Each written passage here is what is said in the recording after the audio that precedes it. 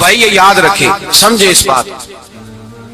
فرمایا حضرت ابو بکر صدیق فرماتے ہیں پہلے 1000 پھر 3000 پھر 5000 فرشتے آئے اور جوق در جوق فرشتے آئے۔ کہتے ہیں سرکار ساری رات روتے رہے، ساری رات۔ تیرے صرف اسلحے سے ہی اللہ کی مدد نہیں آئے گی، تو نے ایٹم بم بنا لیا اور توفیق عید کی نماز کی بھی نہیں، اس سے تھوڑی مدد آئے گی۔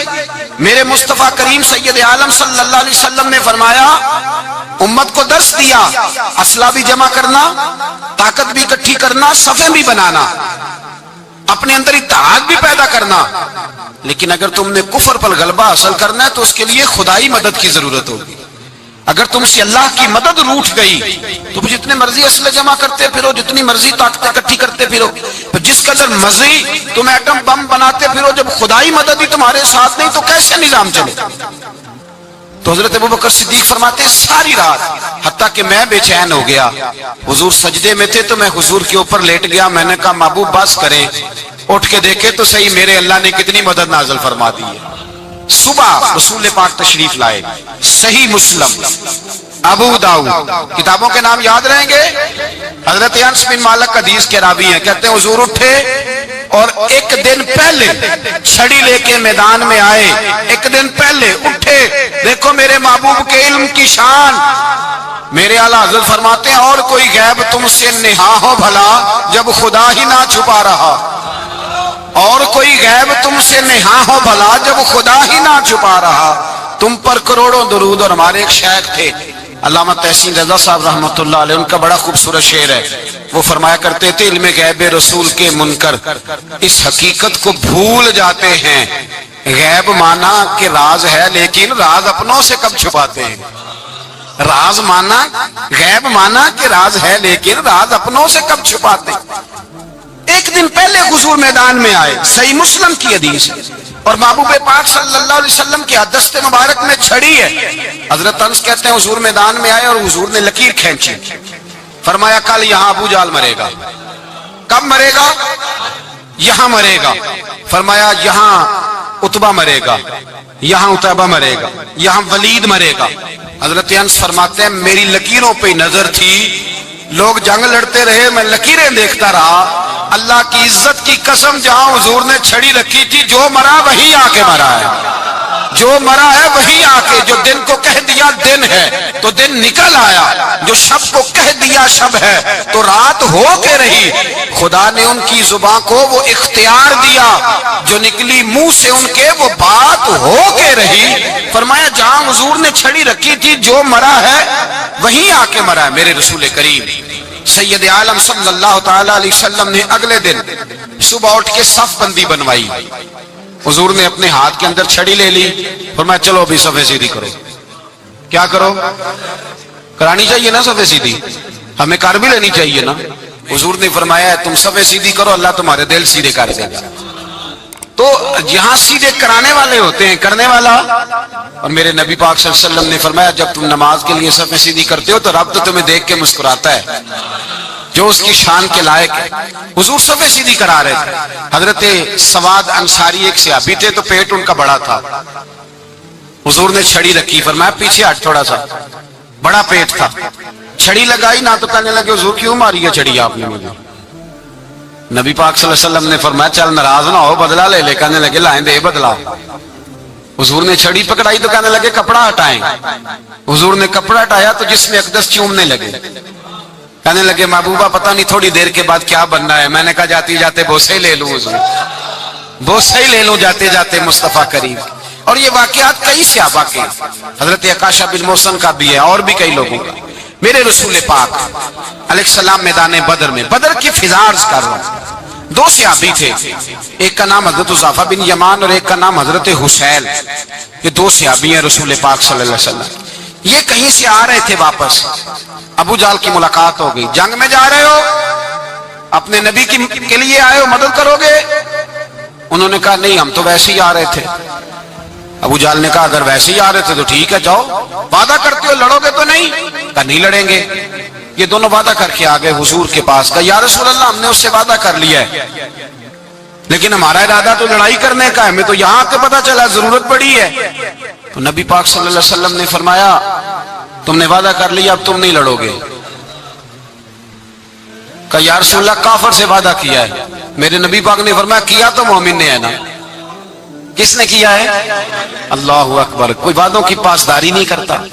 میدان بدر میں جہاں ایک ایک فرد کی ضرورت ہے، ایک ایک فرد کی، وہاں رسول پاک نے فرمایا مومن نے وعدہ کیا ہے لہذا ہم دو مجاہد کاٹتے ہیں. فرمایا تم بیٹھ جاؤ تم نہیں لڑو گے. اب دونوں لشکر آمنے سامنے ہوئے.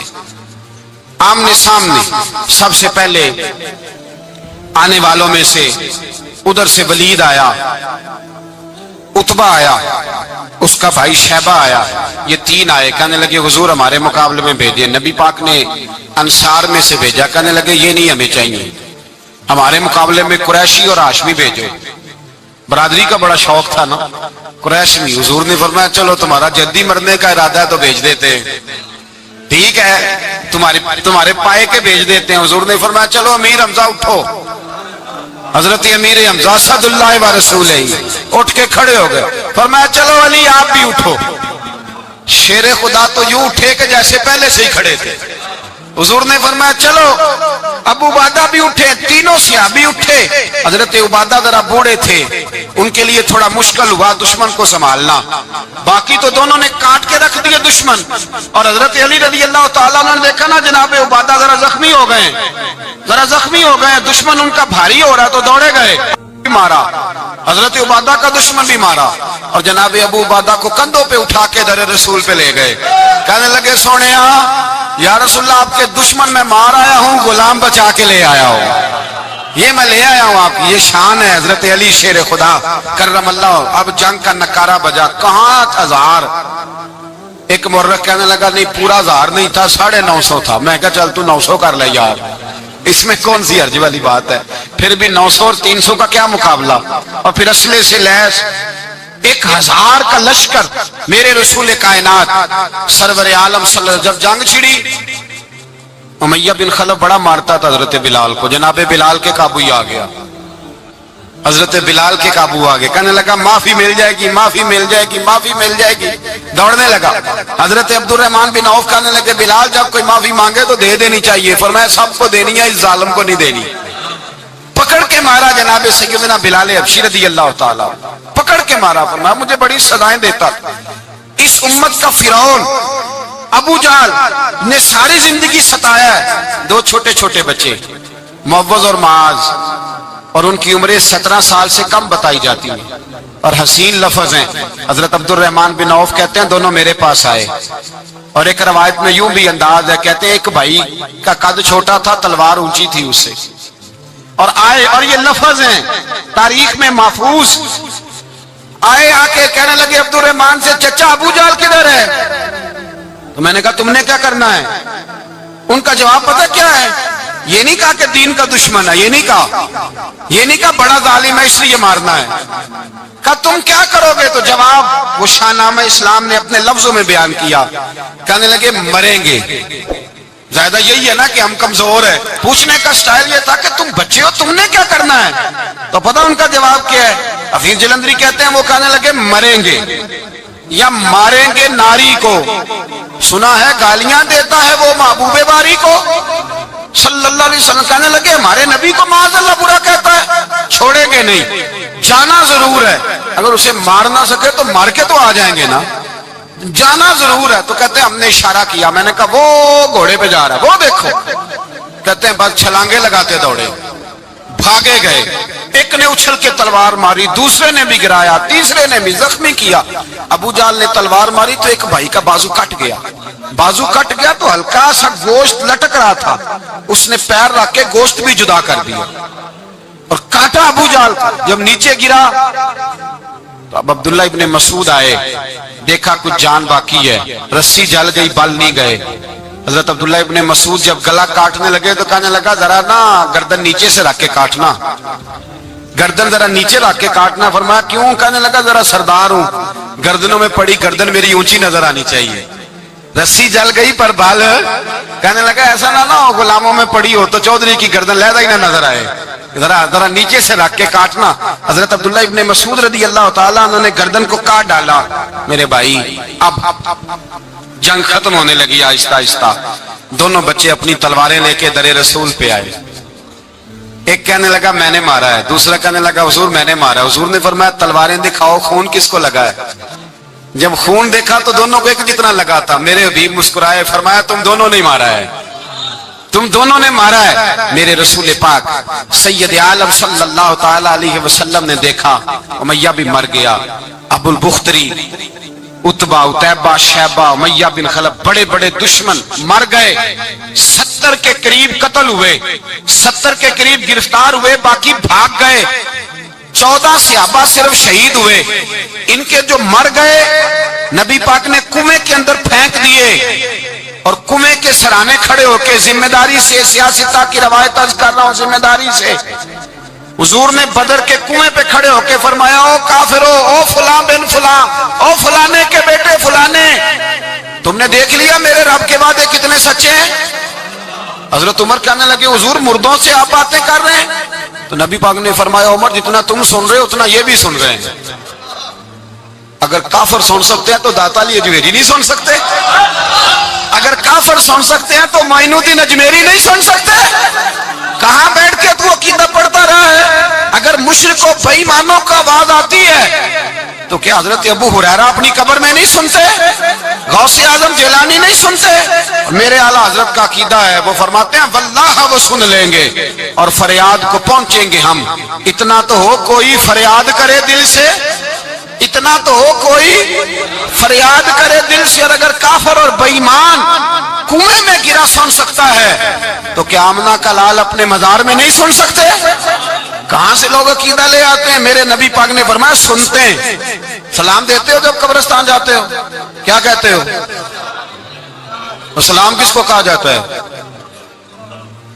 اس کو کہا جاتا ہے جو وعلیکم السلام کہے، اس کو کہا جاتا ہے جو وعلیکم السلام کہے۔ او بھائی سنو، میرے رسول پاک سید عالم صلی اللہ تعالی علیہ وآلہ وسلم نے کہا دیکھا تم نے میرے رب کا وعدہ کتنا سچا ہے؟ یہ کہہ کے میرے رسول پاک آئے، ایک آدمی کو پہلے بھیجا، فرمایا جاؤ جا کے خوشخبری دے دو اللہ نے فتح دے دی ہے، خوشخبری دو۔ پھر حضور آئے، ان گرفتار ہونے والوں میں حضور کے اپنے داماد ابو العاص بھی ہیں، حضور کے چچا جناب عباس بھی ہیں، وہ بھی ہیں، اور بھی کئی لوگ ہیں گرفتار ہونے والے آئے۔ حضرت انس کہتے ہیں آدھی رات کا وقت تھا، جب ان کو لایا گیا نا گرفتار کرنے والوں کو مدینے، تو صحابہ کو غصہ ہی بڑا تھا، کس کس کے رسیاں باندھ دی۔ حضرت بلال کی ڈیوٹی تو زور زور سے باندھتے تھے، زور زور سے، ذرا تگڑی کر کے، بڑا ستایا تم لوگوں نے، زور زور سے۔ کہتے ہیں آدھی رات کا وقت ہوا، میں مسجد میں آیا تو حضور کو بے چینی سے ٹہلتے دیکھا مسجد میں، تو میں نے کہا حضور کیا ہوا؟ یہ سونے کا وقت تھا، آپ کے آرام کا، تھکے ہارے آئے تھے۔ تو حضور نے فرمایا تم نے رسیاں زور سے باندھ دی ہیں، وہ ہائے ہائے کرتے ہیں، مجھے نیند نہیں آتی۔ نیند حضور وہ دشمن ہے، وہ آپ کا دشمن ہے۔ فرمایا وہ میرے دشمن ہے پر میں تو رحمت للعالمین ہوں، ذرا ڈھیلی کر دو، سو جائیں تو میں بھی سو جاؤں۔ سویرے حضور نے صحابہ کو بلایا، فرمایا ان کا کرنا کیا ہے؟ حضرت عمر کا مشورہ سنو۔ حضرت عمر کہنے لگے حضور جو میرے رشتہ دار ہیں میرے حوالے کرے، پہلے میں ان کی گردنیں کاٹوں، جو ابو بکر کے ہیں اس کو ان کی گردنیں کاٹے، جو عثمان کے ہیں علی کے ہیں ان کو دو، سب کو کاٹیں، اپنے اپنے رشتہ داروں کو۔ میرا جو ہے میں اپنے ہاتھوں سے اسے ذبح کروں گا، میرے نبی کی دشمنی کرتا ہے۔ حضور نے فرمایا عمر تیرا فیصلہ ذرا تگڑا ہے، تھوڑا نرم چاہیے۔ حضرت ابو بکر صدیق کو بلایا، فرمایا تیرا کیا ارادہ ہے؟ حضرت ابو بکر کہنے لگے حضور کچھ فدیہ لے لیں، ان پہ رحم کریں، مجھے لگتا ہے بہت سارے کلمے پڑ جائیں گے، کچھ مہربانی کریں، ان پہ شفقت کریں۔ حضور نے فدیہ تعین کر دیا، فرمایا اتنے اتنے پیسے دو، جاتے جاؤ۔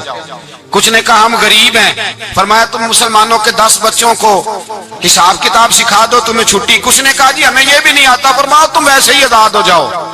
بہت ساروں پہ مہربانی کی۔ حضرت عباس کھڑے ہوئے حضور کے سامنے، چچا، تو نبی پاک نے فرمایا چاچا وہ لاؤ فدیہ۔ کہنے لگے بھتیجے میرے پاس تو کچھ بھی نہیں، کوئی شے نہیں۔ تو حضور نے فرمایا چاچا وہ جس دن تم آ رہے تھے کمرے کا دروازہ اندر سے بند کر کے اتنی بڑی سونے کی اینٹ میری چاچی کو دی تھی، کہا اگر میں بچ کے آ گیا تو ٹھیک ہے، نہ آیا تو تمہارے لیے کافی ہوگی، وہ کدھر ہے؟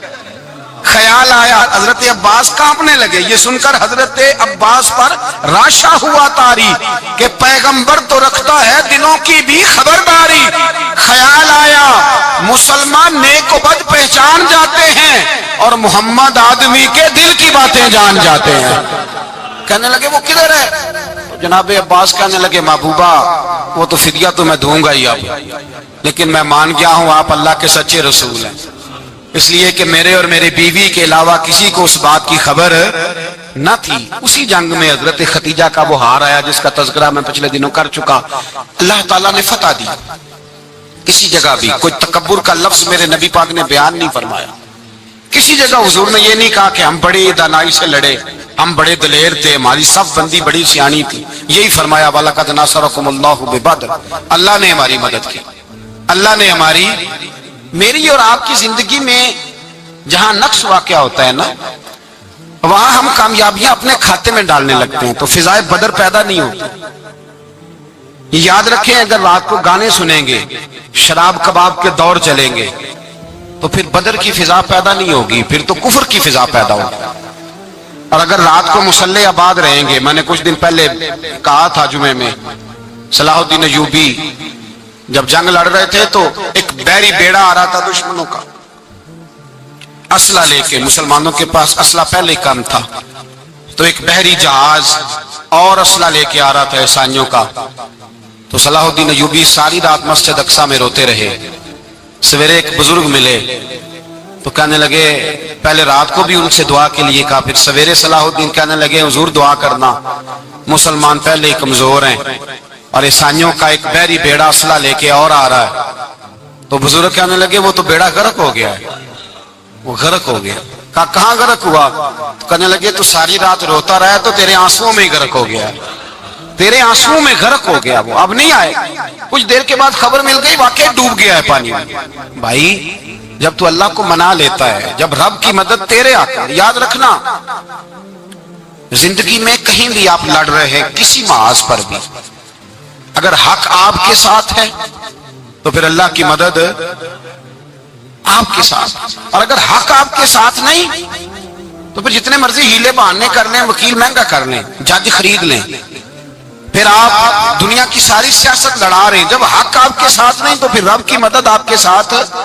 آج شام کے اندر روز قتل ہوتا ہے، برما کے مسلمانوں پر زمین تنگ ہے، کشمیر میں اتنا خون بہہ چکا ہے کہ اب شاید کشمیر کی وادی خون پیتی بھی نہیں، اتنا خون بہہ گیا ہے. فلسطین قبلہ اول مسلمانوں کا مسجد اقصی یہودی کے قبضے میں ہے. مسلمان اپنی اپنی اپنی اپنی، اور ظلم کی بات یہ ہے، ظلم کی بات کہ ہم توحید کا اعلان کرنے والے، توحید کے ٹھیکیدار بننے والے، سلوٹ کرنے پہ آتے ہیں تو عیسائیوں کو بلا کے کرتے، یہودیوں کو بلا کے کرتے. میرے بھائی مسلمان کے پاس اسلحہ بھی ہے، پیسہ بھی ہے، دولت بھی ہے، ہر قسم کا ذخیرہ ہے. ضرورت یہ ہے کہ اسے خدا کی مدد نصیب ہو جائے. اللہ کی مدد جب تھی تو اسلحے کی ضرورت نہ تھی. جب تک خدا کی فضائے بدر پیدا کریں، فضائے بدر پیدا کریں. اگر حق آپ کے ساتھ ہے، اندر خلوص ہے اور آپ لڑ اللہ کے دین کے لیے رہے ہیں، ذاتی اگر نام و نمود ہے، خواہشات ہیں، ذاتی آپ کے مفادات ہیں، پھر بڑی جلدی یہ سفر ناکامیوں کا سفر ہو جاتا ہے. فضائے بدر پیدا کریں، رضا الہی کے لیے میدان میں نکلنے کا جذبہ اپنے دل میں پیدا کریں. بدر کے 14 صحابہ جو شہید ہوئے، وہ 14 صحابہ کو ہم سلام عقیدت پیش کرتے ہیں. ان 14 کے لوگوں کو شاید نام بھی نہ آتے ہوں، لیکن اسلامی تاریخ میں انہوں نے ایسا حسن بھرا ہے، ایسا حسن بھرا ہے کہ کافر آج بھی بدر کے نام سے کامتا ہے. نام نہ بنائیں دین کے معاملے میں، کام کریں. جو کام کرتا ہے اللہ اس کا نام بنا دیتا ہے. کام کریں اور کبھی بھی دین کی نصرت کے لیے جب نکلیں اپنے آپ کو آگے نہ کریں، دین کو آگے رکھیں. بدر والوں نے دین آگے رکھا تھا، اللہ نے انہیں کامیابی دی. جب سے نام آگے رکھنے، آج پوری امت مسلمہ میں صرف صدارت کا چکر ہے، کون ملک آگے لگے گا، کون آگے بڑھے گا. فضائے بدر پیدا ہو جائے گی تو دین آگے رہ جائے گا، شخصیات پیچھے ہو جائیں گی. اور یاد رکھیں نظریات بچیں تو شخصیات بھی بچی جاتی ہیں. نظریہ بچانا بڑا ضروری ہے. میرے اعلیٰ حضرت فرماتے ہیں بے نشانوں کا نشان مٹتا نہیں، مٹتے مٹتے بھی نام ہو ہی جائے گا. تو فضائے بدر پیدا کر، فرشتے تیری نصرت کو اتر سکتے ہیں گردوں سے کتار اندر کتار اب بھی، اور آج بھی ہو اگر ابراہیم کا ایمان پیدا تو آگ کر سکتی ہے انداز گل